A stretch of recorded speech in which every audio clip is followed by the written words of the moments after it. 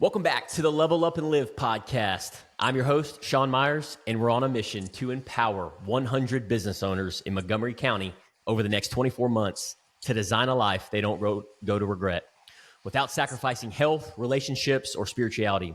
We do this through the Level Up and Live mastermind group, 5 pillars: accountability, clarity, guidance, support, and community. Today, I'm fired up to spotlight a leader in our community, Jeremy Royster, owner of Inferno Customs right here in Willis, Texas. Before becoming a business owner, Jeremy served as a firefighter, and now he's fueling his passion into building a powerhouse customization shop for trucks, Jeeps, golf carts, and marine audio. Alongside his wife, Megan, Jeremy isn't just growing his business, he's growing as a leader, a husband, and a father, and he's bringing other business owners with him. Jeremy, welcome to the show, brother. Hi. Did I say your last name right? Jeremy Royster? Yeah. Got it. Man, I have been debating in my mind, am I going to say his last name right? I meant to confirm with you before. It's just Oyster with an R in the front. Got it. Fantastic, man. Well, Jeremy, before we talk about Inferno Customs, before we talk about business and diving deep, who are you at your core? And what values or experiences shaped you growing up and who you become today? Who I am at my core, mainly just somebody that refuses to give up. I don't take no for an answer. And if you tell me I can't do it or it can't be done, I'm going to make it my life mission to prove you wrong. So far, it's worked out pretty good for me. Yeah. I think what's shaped that is a lot of just my upbringing. Came from a divided household. Parents split when I was around 10. I was fairly self-sufficient. My mom was working 2 jobs most of my childhood. My dad lived out of state. Um, and I was pretty well on my own most of my childhood. Made some mistakes along the way, learned from them, and yeah. Awesome, man. And you served as a firefighter and paramedic before launching Inferno Customs, correct? Yes. How did that experience prepare you for business ownership or even spark the desire to start your own business? Oof. We're gonna need a longer podcast for that. Bring it on, brother. So I started off as a volunteer firefighter in 2008. And then decided I wanted to do that full time. At that time, I was a full-time welder. Uh, Looked up at a guy in our shop one day, and I had just got done welding I think it was a 10-inch piece of pipe. It was 120 degrees inside that shop, and we couldn't have fans on us while we were welding. And not only that, we had to preheat the pipe to 400 degrees, and there was a lake underneath me. And I got done with that weld. I turned around and looked at a guy that was 65 years old doing the same thing I was doing. I was like, you know what? I don't want to be him when I'm 65. So then I went to EMT school, then paramedic school, then fire school. Stayed as a volunteer firefighter for a while, was a paid paramedic for a long time. Went into working as a paid firefighter in 2017. Served as a field training officer as well as a supervisor for EMS. And something, I don't know what it was, something was always in the back of my mind saying that I was in the wrong place. I didn't know what that meant. I didn't know how to interpret that. And during COVID, I started flipping golf carts in the garage. Our schedule was 2 days on, 4 days off, so I had a lot of time. And if you're not making money, you're spending money. So made it a choice to flip the golf carts during my days off. That quickly turned into me getting letters from the HOA saying I can't run a business out of my home.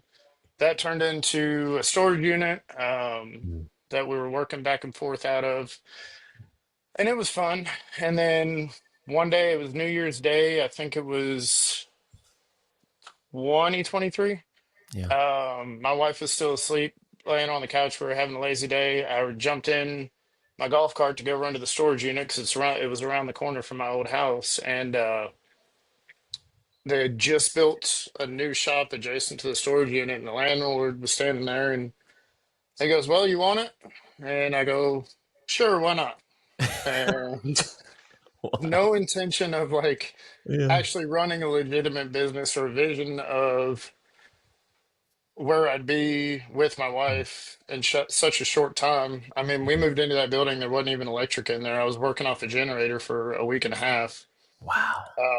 Fast forward a little bit, walked into the shop one day after I got off duty. There's a shop full of golf carts. And I was like, I don't even like golf carts. What am I doing here? And my wife's like, I have no idea, but we're doing it. So then we made a pretty seamless transition into marine audio because we're heavy with the lake culture around here. Started doing marine audio, and there was still something missing. When I was 16, I used to work for a truck accessory shop, and it was always my dream, at least as a 16-year-old, to have my own accessory shop for trucks. And all of a sudden it happened. We made that transition, and it's it's really neat now to look back at the journey and realizing that God has been working on this all these years, and here we are. Man, that's just a beautiful story. I wanted to kind of peel back the layers just for our audience and viewers. You had mentioned that 16, you had a manifestation, you had that visualization that you would always, that you would want to own your own accessory store, and you had painted that picture in your mind. Do you have any family members, friends that have a background in business ownership or entrepreneurship, or did you just take that Nope, leap of faith yourself? just took it myself. My dad was a mechanic for his entire life, so I Mm, mean, I've got pictures right here that yeah. of me 4 years old in the garage with my dad building all kinds of stuff. So tinkering's always been in my blood, I guess. And that's where you've got a lot of, because just building a relationship with you, you're really good with your hands and you're really good with in your industry and what you're doing, like golf carts, boats, and even, I mean, that probably transitions over to firefighter and like paramedic as well. It sounds like you really like that hands on, is what I'm hearing you say. Yes, You and I don't want to sound like a braggart, but as my time serving as a paramedic, I was pretty good at as a paramedic. Made know? supervisor fairly quickly, Yeah. and it's a hard medicine's a hard concept for a lot of people to grasp. But I Yeah. assimilated everything medicine wise, even when I was in paramedic school, Mm. to a vehicle, and somehow it made sense to me. Wow. That's beautiful. Now take us back to day one of Inferno Customs. What was the vision? This said you at 16, you had visualized, you had manifested it. Take us back to day one. What was that vision, and what did those early days look like for you when you started your business? So that's which day one are we looking at? Are we looking at the day one of a 16-year-old kid, or the day one of a guy flipping golf carts out of the garage?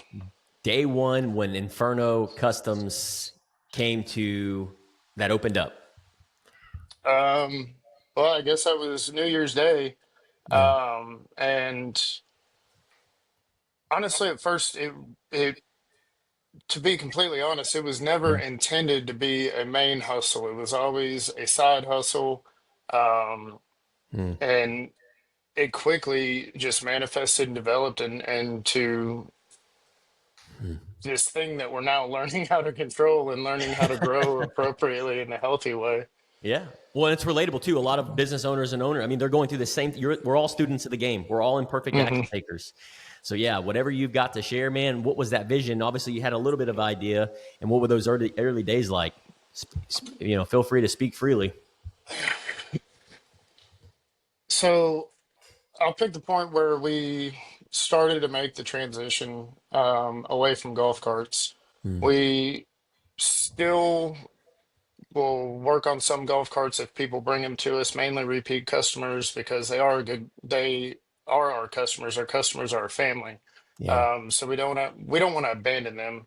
Um, but my wife and I were sitting there one day and I'm just like, I'm not even enjoying this. I was like, this is working on all these golf carts and doing all what we're doing here Mm. was May started off as making a quick buck, and in fact, we were going over the 1097 bridge, going over Lake Conroe, and my wife and I were talking, and this is probably 2018, 2019, and we both wanted a side by side.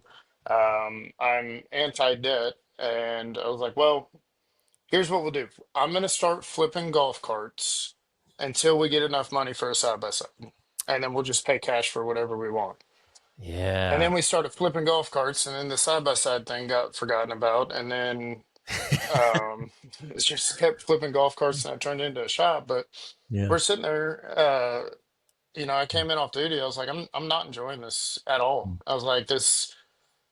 We went down this road accidentally and blindly, and now we either need to make something out of this and make it what we want it to be, Mm. or maybe we need to reevaluate doing anything extra at all. So we made that transition, and when I was 16, it was always so much fun to have this brand new basic truck come into the shop Mm. and us do a bunch of work to it and then deliver it to the customer and see how excited the customer was about it. And of course, at 16, and I'd have to ask my wife, I'm 37 or 38, the feelings haven't changed.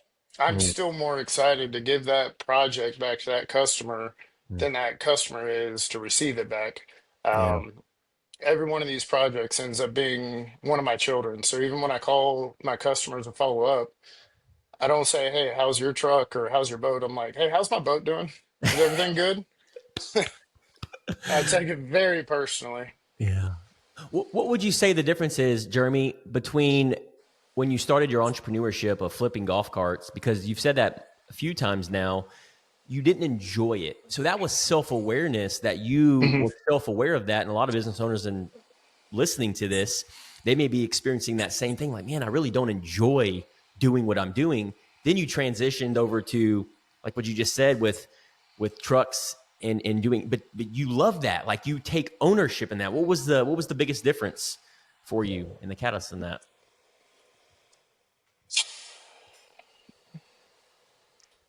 Hmm.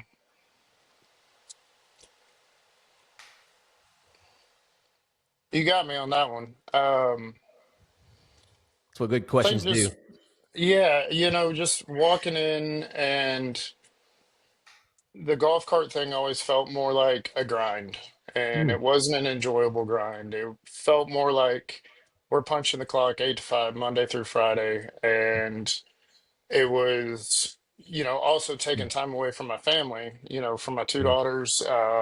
My youngest daughter was born in 2019, so she was right there with me while we are doing these things. Yeah. Um, and taking time away from my kids' childhoods to do something that, yes, it makes money, but our bills were paid. Mm. So why are we doing this if we're not enjoying it? Mm. Um, Yeah. Mm. and it literally felt like punching the clock. Make Yeah. the transition now. You can ask my wife. There's sometimes where I'll wake up at 3 o'clock in the morning, or I'll wake up at 4 o'clock in the morning, no alarm, no nothing, and I'm ready to go. Yes. Yeah. And here lately, I'm making it a point to leave at 5 o'clock on the dot, whether or not the shop's closed up or whether or not I still got a bunch of computer work or other work to do, because I want to go home and see my kids. But at the Yeah. same time, as soon as those kids are in bed and I'm going to bed, I automatically start thinking about the next day, like, and not out of Mm. anxiety, but more out of excitement. Like I'm excited to go do this. Yeah. What do you think that excitement is? What is it about it excites you? Honestly, I think it's the freedom. Um, you know, a lot of people come to us, and they don't know what they want. They know that they just want something different. Yeah. Case in point, uh, right before this podcast, I was out on the water looking at a boat, quoting a boat for some audio and lighting. I met with the clients last night, showed them one of our previous projects, went over it with them, showed them everything, because a lot of times people may call us and say, "How much is an audio system?" or "How much are lights?" Yeah. Well, you don't really walk into it's that'd be like walking into a car dealership and going, "Hey, how much is the truck?" "Well, what do you want?" right? Yeah.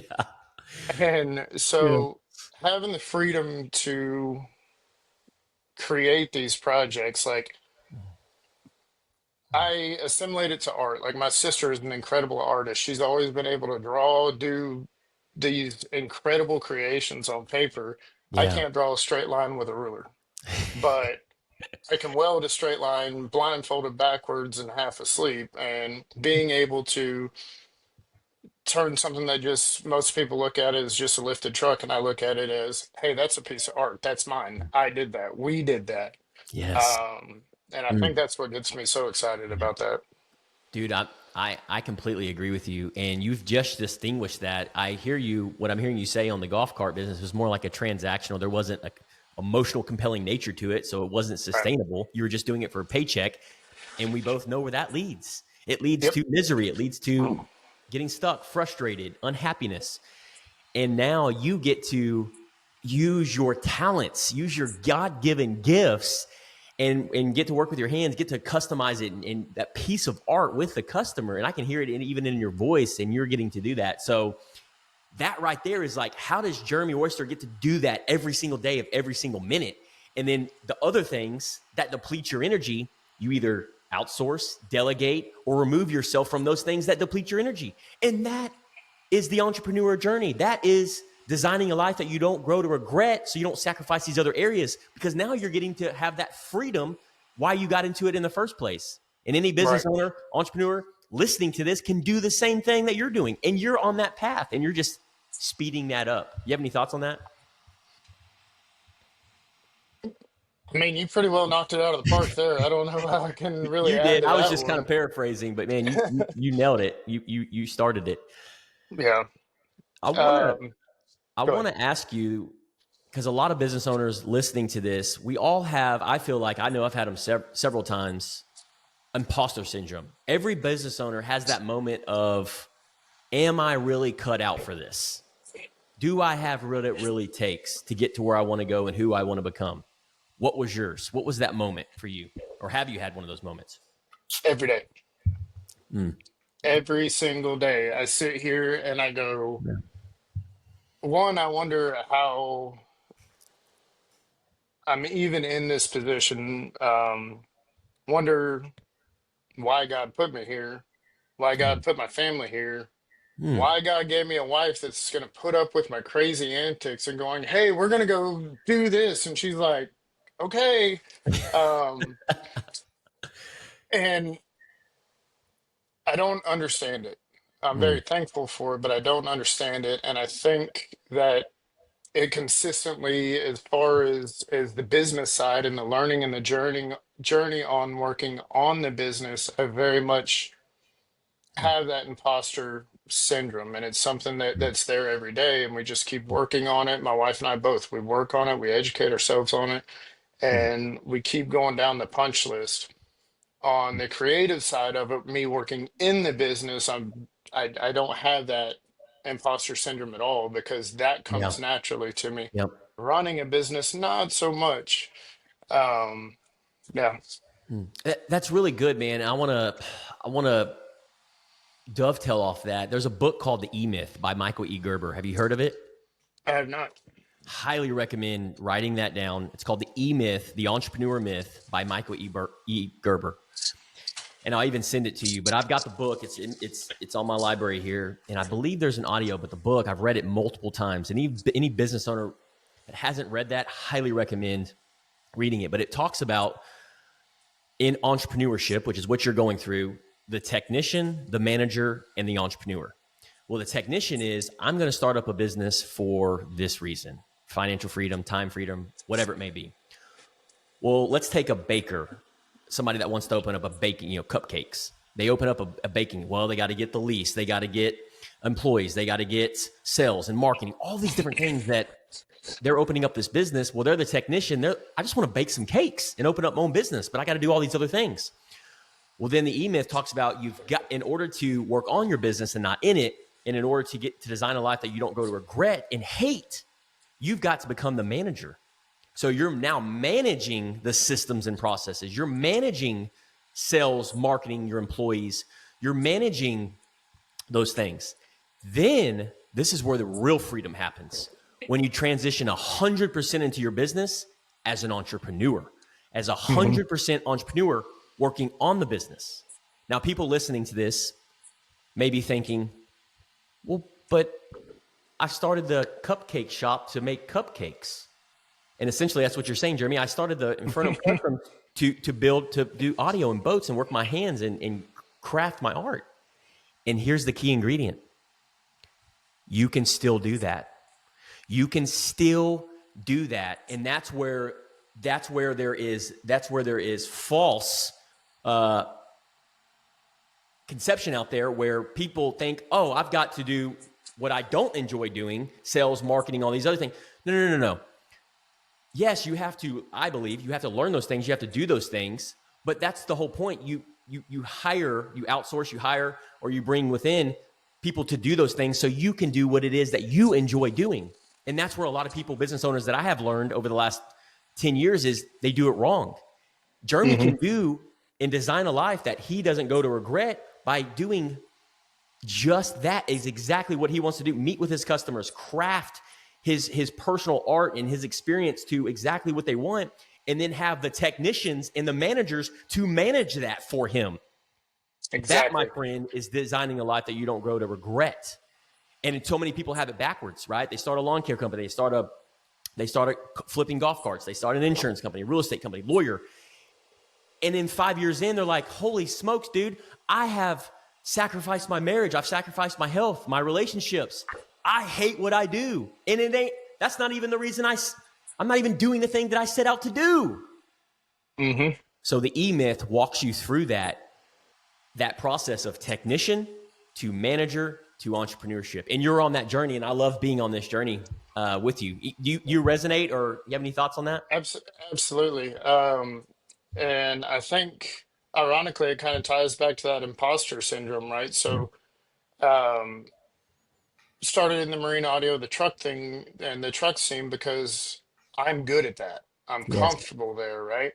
Yeah. And for over probably almost 20 months, give or take, it was me.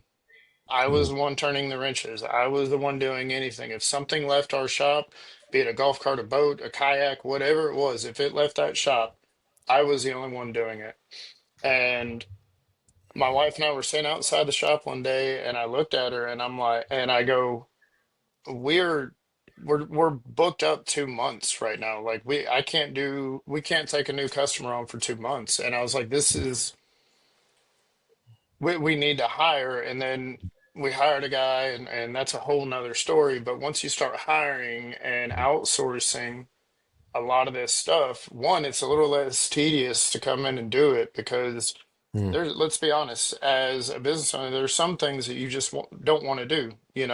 The baker wants to bake cupcakes, but they also have to bake the cookies. They don't like baking the cookies. Yeah. Let's hire somebody to bake the cookies, right? Yes. Yes. Um, and so that transitions, and there's always that self-doubt of what's going to happen if we run out of work. You don't want to hire somebody and then have to lay them off in a week and a half. Mm. And so I think that's a lot of where the imposter syndrome comes from. Yeah. But over the past year to year and a half, my wife and I have had, conversations. And yes, she's not as passionate about custom trucks as I am. I'm working on it. I'm getting her there. But she is passionate about supporting me, which is great. Mm.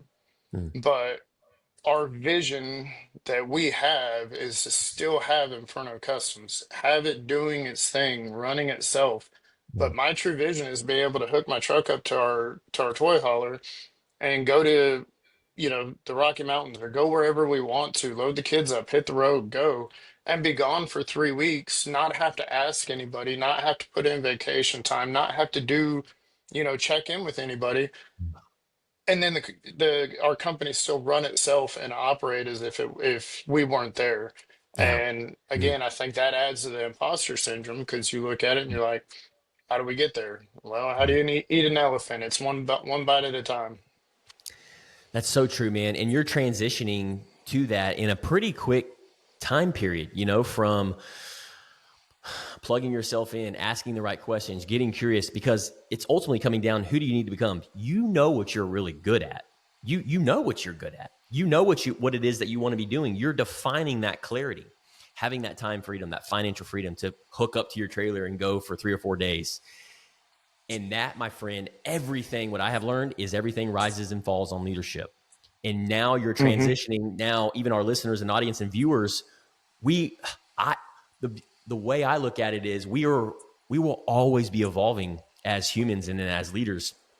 And that's what excites me the most. And that's what I become obsessed with, is because you're a leader in your family, for your kids, for your wife, even in your business. And that is an alignment. So now it's like, okay, how do you handle the weight of leadership with your people, your team, your family, and your customers? And I know the answer to that. That's something that I've been exploring myself, but I'm curious with you, Jeremy, and just for our listeners, how do you handle the weight of leadership? Because that's what you're transitioning into when people like your team, your family, your customers are depending on Jeremy. So I've I've been a natural born leader in the right settings over my life, right? Yeah. Be it playing sports or other organizations. I've always kind of had that leadership role. So I jump into this thinking, hey, we got this. I'm previous supervisor. I had people begging to come work on my shift. I Yeah. didn't lose anybody. As far as people quitting or leaving, they just simply didn't happen on my shift. And thought it'd be easy. Well, that's a different type of leadership. When you're the one creating all of it, it's a whole different ballgame. Yeah. I'm also a firm believer in humans only learn through adversity. We don't learn through the easy times. We only learn through the hard times. Agreed. Um, and to add another layer to that, I think most people in this world do what they're good at because it's easy. Well, Mm. we're not learning through adversity on that. So I build cool trucks and build, awesome audio systems because I'm good at it. Yeah. But now I've outsourced that to my technicians and they're doing most of the work right now. Right now, there's three of them plugging away and banging away on in the shop right now. Mm. I'm not good at running a business, Mm. right? I Yeah. have so much to learn. Yeah. So I'm not good at it. I need to do more of it, Yeah. right? If you're not Yeah. good at burpees, what do you need to do? You More need to of it. do more burpees, Yep. right? Yep. That's right. So Mm. keep doing it till you're good at it and then find the next thing that you're not good at and do that till you're good at it. Yeah. That's really good. And that's really knowing thyself and really self awareness. It's like, oh, I'm not a good business person, or I don't know how to run a business because don't have a mentor, don't have somebody that I can, because it's caught, not taught, that can train me Right. or hold my hand or run alongside of one or two levels on being in that entrepreneur journey. And I think that's why you've seen so much growth in plugging yourself into the Level Up and Live Mastermind group and seeing the different perspectives, seeing, shedding the light on some of these blind spots. You're like, oh, you know what? Because what do we do outside of that? We isolate ourselves and we're just like, roll up my sleeves and I'll get it figured out. And Put then the we pick our blinders head up. on. Yeah. And we pick our head up and we wonder why we're so exhausted, why we're so tired and so fatigued. Because I know with you, a guy like you and Chad and all these other individuals that are in the community, the hardest part is showing up. But if you show up, you ask questions and you lean in, dude, it's not if, but when. Because Yep. then you're asking yourself, you're asking the right questions, because you learn from the people that are down the road that you're wanting to go down, that have that time freedom, financial freedom, or the business is running itself. And the Right. whole thing, we have to give ourselves grace. We have to give ourselves mercy, because it's like you said, it's not like we're a young kid. We touch a stove. We're like, oh, I'm not going to do that again because it was hot. We are adults and we've had the same habits, same rhythm, same discipline, same routines for 30 plus years. And a lot of times Hmm. we fall back into those old habits if we don't have somebody challenging us, empowering us, holding us to higher standards and accountability. And you're embodying that. So that's what I love about you. And I wanted to acknowledge that about you, because a lot of times ego and pride gets in the way, for the most part. Well, and when we first started flipping golf carts and I first got this shop, right? Yeah. Originally, when I signed the paperwork on this shop, I'm like, hey, the rent's only $2,000 a month. We're making that right now. And now me and my buddies have a place to hang out with, on the weekends if we're not on the lake, I'm Yeah. gonna make this awesome man cave. Yeah. Well, that lasted for about 3 days, and then it was like, hey, maybe we can make something out of this. Yeah. And my original mindset was Hmm. I'm going to put Action Buggies out of business because they're right around the corner from us. And I'm going to put Conroe Golf Carts out of business. I'm going to put all these other places out of business. Yeah. And it didn't take long before I realized, like, they're living the same dream I am. They're Yeah. doing the same things I am. They're focused on that golden ticket at the end of it. Yeah. Um, there is so much more growth that can happen when you network and embody all these different people and don't compete, but grow Yeah. with them, right? Yeah. It's that abundance mindset versus the Right. scarcity mindset. I love that mentality. And I would just ask and empower any listener audience, if you were watching that, rewind that for 15 seconds and listen to what Jeremy just said. That was absolutely pure gold on in advice and obviously conviction and authority from what he just shared. Working together in alignment versus you're my competitor. I'm not going to share my blueprint. Hey, dude, copycat me. Here's my blueprint. Exactly. But you're not going to do it better than me, right? Because I'm going to outwork you, right? Right. I'm going to outwork you. Right. I'm going to out-strategize you. And that's what I'm hearing you say. I'm curious, man, mistakes. We make a lot of mistakes as leaders, as business owners. I make them all the time. I fail a lot. I make mistakes myself. I've shared that on previous episodes. But can you share a mistake you made recently or in the last 12 to 18 months that turned into a pivotal lesson for you and your team? So first, starting off with that, failure is not in my vocabulary. Um, I try not to bring it into my family's vocabulary or my shop's vocabulary because failure only happens when you make a mistake, you find adversity, and you back away from it, or you quit, or you don't try again. I love Right. that. Agreed. So failure's not in my brain. Yeah. Um, hmm, mistake. A mistake that you There's a made, or lot. it was a pivotal moment for you and your team, like a light bulb went off. Um, I think honestly, when we started to hire people, Mm, right? Um, my thoughts were I need to get these employees as cheap as possible, right? mm, yeah. And we're going to grow them, and as we grow, we're going to pay them, right? Um, I'm still fixing those previous employees' mistakes to this day that have been gone for almost a year, right? Yeah. By not seeking out the talent that I needed, Mm, it cost us severely. yeah. Mm, And people don't come to my shop because they have to, right? yeah. If your vehicle breaks down, you go to a repair shop because you Yep. have to, Yep. right? Yes. People don't come to me because they have to get a lift kit or they have to get 24-inch wheels, right? Yeah. They They come want to me to. because they want to, right? Yes. Yeah. And when they come to me and they want to, and then we miss the ball Mm, and something happens or, you know, something gets scratched or a mistake happens, it's very detrimental to us because mm, of that mindset of them coming to us because they want to. yeah. So these employees that, I previously hired that, hey, these guys aren't going to work out for us. They don't Mm, have, that quality that we need. yeah. That was Mm, that was probably the biggest lesson that we've learned so far. mm, And in fact, it caused us also to develop QA processes and yeah. um, written SOPs for QA as well as Yep. changing the way that we hire people. Wow. So for any listener and business owner listening to this, man, what Jeremy just said is an absolute masterclass. And what to paraphrase that in my own understanding and going back and listening to this is what I'm hearing you say is hire slow and fire fast. Absolutely. And man, that's such a huge lesson to be learned as a business owner, because when you first start out, you're like, oh my gosh, you're doing everything. You're wearing dozens of hats. And then you get to a place you're like, okay, business is coming in. We're booked out 2 months. I need help. Hey, brother-in-law. Hey, person off the street, come help me.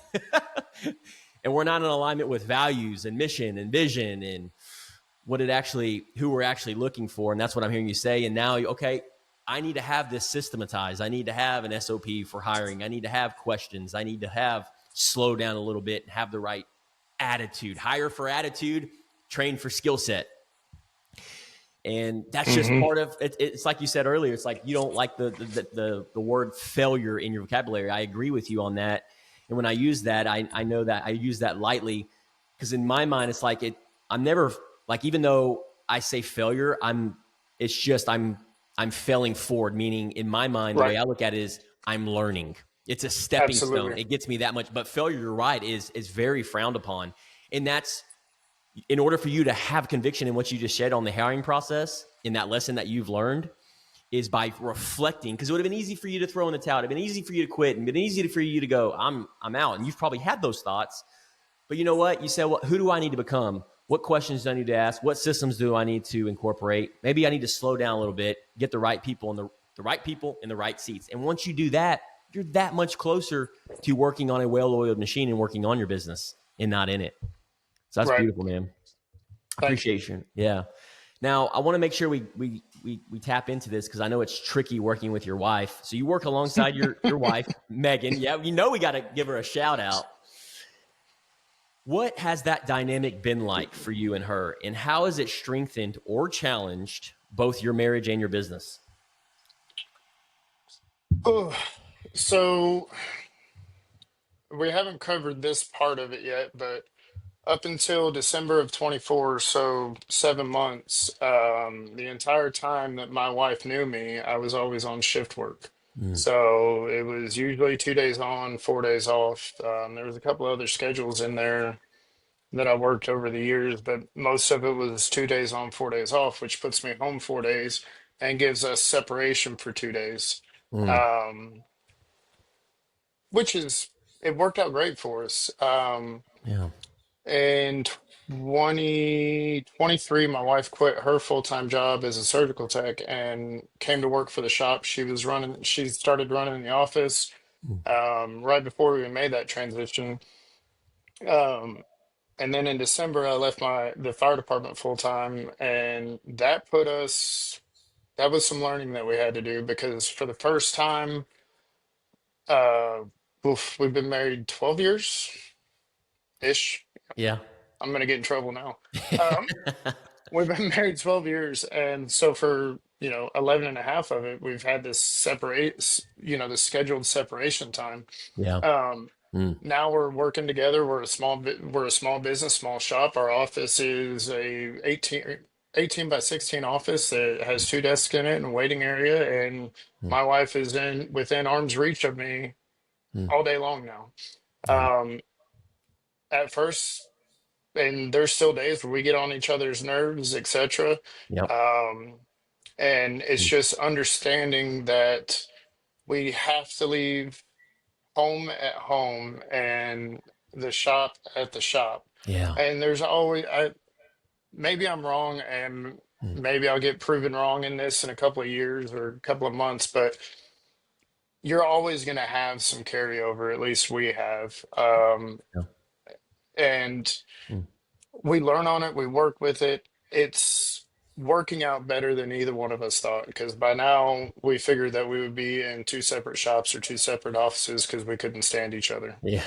But in all reality, we're actually, I think we're growing closer together as co-business owners and as husband and wife.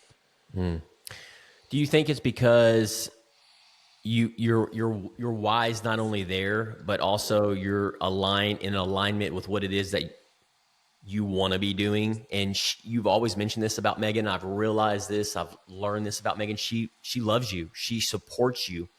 And that right there, my friend, any man, any business owner, you have to have that in a marriage. You have to We have your would wife, spouse, because without it, it's absolutely. impossible. Yeah, we would not be here. Yeah, and I see that, man, and you see that, and you acknowledge that, and I think that's why you're making it work, and you're evolving as husband and wife that's working in the business together and defining those roles and what that looks like, and you're being intentional about it. And I love how you said too, and for our listeners and audience and viewers listening to this, you try to work is at work. When we go home, we're with the kids, we're present. I'm time blocking this. And yeah, sure, there's going to be carryover. You're human beings, but it's acknowledging that. And I think that's super powerful, man, because it is. I've worked with my wife, and it's very, very tough, very challenging. And I commend you both for doing that. And I think it comes into that communication and being intentional about, hey, are you good? Like, is your love tank fit? You know what I mean? Is your love tank Yeah. filled? Are we good? And having that on a weekly basis. Me and my wife do, like a date morning. We don't do date night. We do date morning before church every Sunday. And it's been the biggest game changer for us because we're busy people. We just need that 60 minutes. You good? Your love tank, it has a rough week. Here's my high, low gratitude, right? And so being able to dive into that, I think is just, it's invaluable, and it goes a long ways. So I appreciate you sharing that. Now, kids, when your kids look back years from now, mom and dad building Inferno Customs, what do you want them to say they saw in you during the season of building Inferno Customs? Oh, that's a deep one. Pride. There's a whole lot of words um, that I can add to that. Um, but to put it blatantly and clearly, it's pride. Pride. Pride in everything that you do, pride in everything and how you show up and who you're becoming. Yep, Beautiful, man. absolutely. I love that. You and Megan have both leaned in all the way into Level Up and Live Mastermind Group. Pretty much safe to say you both not only see the value in that, but you've also seen what it's done, firsthand, just in the short period of time, the transformation, perspective, different blind spots, different things you're learning, and then also giving back to people that you're able to help in this journey as well. What would you say has been the biggest shift for you since plugging into the community these last couple months? Um, probably being more intentional on the business. I've always been very intentional in the business. I don't want to say that my work speaks for itself or Inferno's work speaks for itself, but in all reality, it does. Yeah, And that only gets you so far. yeah, That only gets the business so far. Those cupcakes could be the best cupcakes on the planet, but that only gets you so far. that's right. Um, and I've always been incredibly intentional Mm, on that because, like we talked about earlier, I'm good at that.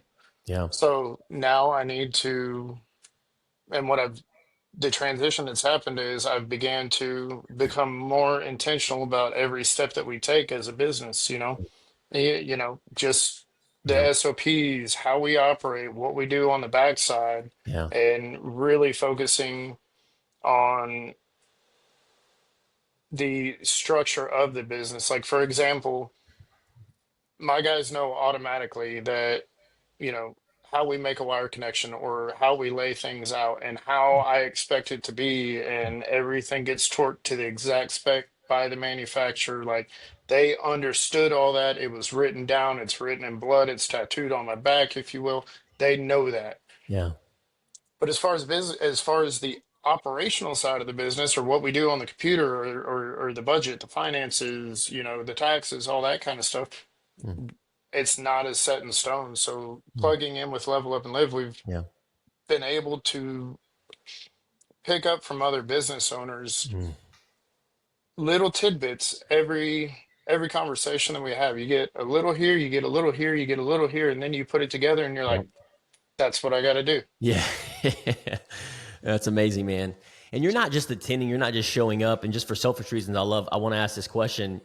I've noticed about you too, Jeremy. This means a lot to our community. And I know it means a lot to the people that you're impacting and serving, because it's not just about Jeremy. It's not just about him. But you're also enrolling other business owners into this mission at Level Up Live. Why do you Hmm. believe it's important to bring others along with you? Um, any knowledge that's not shared is lost, right? Yeah. Because it's one of those things that if you don't share it, you take it to the grave with you. Mm. So if we're not sharing the knowledge, we're not growing. Yeah. Mm. And it's made such a impactful difference on me as well as my wife. Why not share that, Yeah. and why not show other people, even if it's not for them, because it's not Yeah. going to be for everybody, That's but right. at least share the knowledge with them, bring them Yeah. in. Hey, Mm. check this out, and Mm. it goes back to what you were talking about earlier, where we were speaking about working with other businesses, even the ones that are the direct competitors. Like Yeah. a, a, a previous person that I thought was this monster competitor of mine called me a couple of weeks ago to check on me, and we had a 45-minute conversation. And how did that make you That feel? It blew my mind. Yeah. Absolutely blew my mind. Yeah. Um, Mm. and I learned a lot from it. Yeah. But if we're not sharing knowledge that we have, then Yeah. that knowledge dies. And Mm. it's also a very synergistic effect. Yeah. Um, you put five or six business owners, around a table, Mm. fire is going to happen. Either it's going to be good fire or bad fire, but so Yep. far it's been all good fire because we're all in the same Yeah. headspace. We're Yep. we're all wanting to get to the next level. What does that Mm. level look like? And I think Mm. as individuals, everybody has a roof or Yeah. a cap over their Yep. head. And Yeah. the only way to get through that cap or to break through that ceiling is by sharing knowledge and having other people help break that ceiling with you, Mm. right? Mm. So today you might be help, or tomorrow you might help me break my ceiling, and then the Yeah. next day I might help you break yours. But if we don't reach Yeah. out to each other and network with each other, it's not going to happen. That's right, man. Final question for the business owner out there listening to this right now who feels stuck, isolated, alone, like a hamster in the wheel, cog in the wheel. What would you tell them about the power of surrounding yourself with like-minded leaders and business owners? If you're not doing it, you should have been doing it 6 months ago. Mm. The only regret that I have with Level Up and Live, and it's funny, and it goes back to this whole my belief that God's always working in our lives, even when we don't see it, and I'm proof of it. When I go back and I review my life, and Mm. I'm talking about from when I was a kid, when I start thinking about the chronological events that have happened, if any one of those events would have went differently, I would not be sitting here. I would be on a fire truck somewhere, So missing true. Christmases, missing birthdays, missing all these things. Yeah. And it's that includes the bad stuff. Yes. The chronological events that has led me to this point Mm. includes my dad dying, who was my hero, Yeah. right? Yeah. And Mm. the only regret that I really have is not jump, or that's where I was going with it. I'm sorry. That's okay. Thinking about these events, we're having this conversation right now because Micah from Revolution Power Sports put a post up of one of the members saying, "Hey, this kid's going places," and I Yeah. think that was it. It was very short, sweet lived. Yeah. I sent him a message, and Mike and I were loose acquaintances, Yeah. knew each other through, Houston Diesel, stuff like that. Never sat down, broke bread, had a conversation with him, but he's like, "You need it." Yeah. I'm like, "All right, cool, I'm there." And then the next thing you know, I'm in a group text with you and Micah, and here we Yeah. are Yeah. having this conversation. Uh, my only regret for with level up and live is not doing it sooner. But Yeah. again, you got to trust God's plan Mm. and go the way that He takes you. Amen to that, brother. I always love this saying, the best time to start was yesterday. The next best time is today. Yep. And So you're never ready for it. we never Even are. Even for this podcast this morning, I planned everything out. I had it all, worked out. I'm going to do this. I'm going to do this. Got home, Yep. and that was not the case. Yep. But we made it work. You're never ready. We made it work, and it was a beautiful story. And my friends, time flies when you're having fun, and we are out of time today. You're one of those guys. I just want to acknowledge that about you, Jeremy. Like, you're rarely poised. You're very reserved. And I'm sure this is how you are behind the scenes as well. But I just love talking to you and having a conversation with you because you receive things, and the synergy between our conversation today, it's went lightning quick. And I just enjoy you, man. I appreciate you. I love how you show up with humbleness. You have humility. You're vulnerable. You put the pride and ego to the side, and you're an imperfect action taker, and you continue to show up and pour into other people. And that means the world to me. So I really appreciate you saying yes to the podcast today, man. Appreciate you having me for sure. No doubt, brother. Outside of that, how can our community at Level Up and Live, how can we support you, man? You have been nothing but valuable today on today's podcast and opened up, shared your story. So how can we support you? I might throw you through a ringer on this one. Come on. You guys already have. We can't ask for any more support than what we've already gotten. Between the open arms, the energy, the knowledge, the experience. Sure, I could get on here and say, you got to go like all my social medias, go like this post, go do this, or buy this from me. No, Yeah. this community has already supported us in a way that cannot be repaid. So we're good. Awesome, brother. Well, there you have it. Honestly, you sharing that answer right there is straight humility. It shows your character. And here's the thing. This story, I know, as powerful as it's going to be, and the people that are listening to this, people do business with you, know, like, and trust. So they will go and find you, right, and look you up. It will happen. So, and whatever. That's on their record. As long as they're doing it because they want to, we're here waiting for them. But amen to as that, far bro. as a group, we've gotten tons of support, and we love it. Awesome, dude. Well, we'll have any links for that where you can follow Jeremy in the show notes. Outside of that, we are grateful for all of our listeners, all of our viewers, and all of our audience listening to this episode today. We really appreciate you. And I don't say that often, but I really want to say that today. I'm grateful for you listening, spending 45 minutes with today. Thanks again to our guest, Jeremy. Make sure you go and support him, follow him, and say a prayer for all of us in this journey, right? And if you're a business owner, if you're an emerging leader listening right now, don't go at this journey alone like me and Jeremy talked about. Come test drive the Level Up and Live Mastermind group with a 1-month free trial. The link is in the show notes. Get clarity, accountability, and a community that wants to see you win. See you in the next episode. Thanks again, Jeremy. Yep.